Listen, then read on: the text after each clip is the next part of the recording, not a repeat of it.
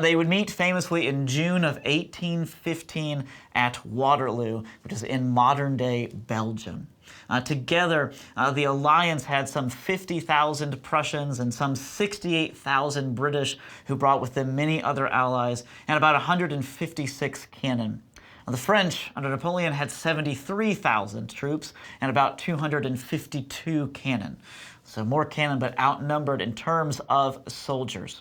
Napoleon decided this time he would once again control all the details of the battle, but unlike previous battles where he had sometimes let his men and even his generals in on the master plan, he did not at Waterloo.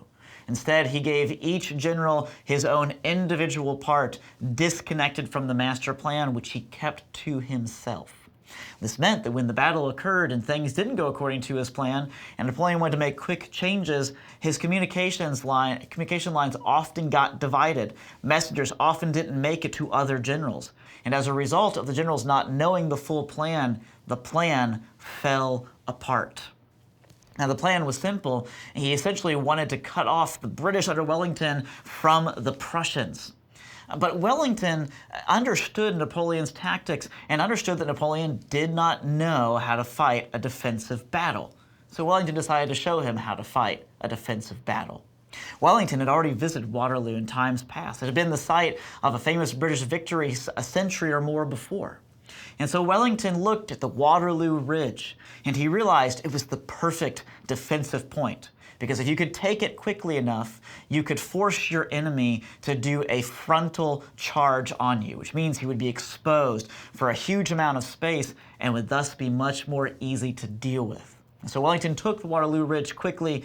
He then took his troops and he put them into square formations, roughly 3 soldiers deep, all armed with bayonets.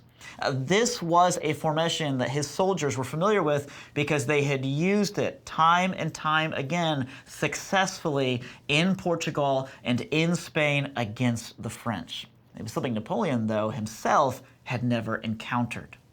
To make matters worse, the French cavalry under the famous Marshal Ney failed to attack and separate the Prussians fully from the British. As a result, Napoleon, throwing one of his famous tantrums, looked at Marshal Ney in great anger and said, "You have ruined France." But still, Napoleon promised his staff that night that they would sleep in the great hotels of the capital of Belgium, Brussels. He told one of the French generals who had suffered loss after loss to Wellington, he said, "You think Wellington a great general because he beat you? I tell you, this will be a picnic." In other words, we see his pride, his arrogance in full here.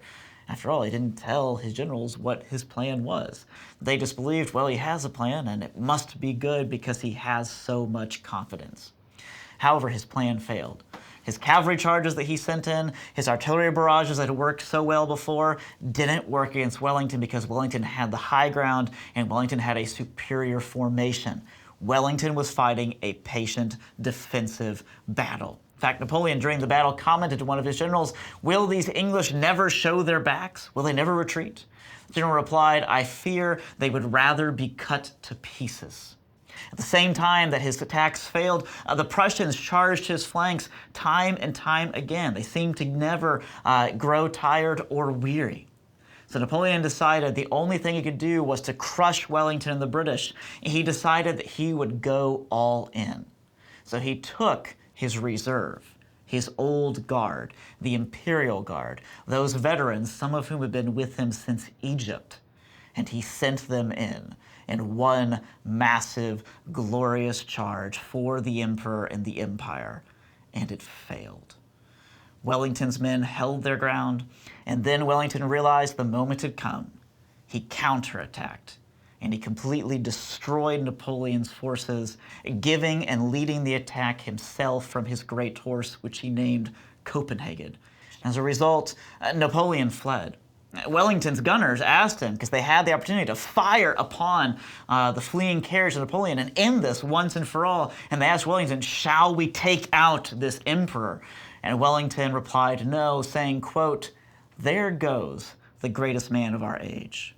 Wellington may not have loved Napoleon. He saw him as the grandest server, but Wellington respected Napoleon. and ultimately knew that Napoleon would have to come to a more official type of justice.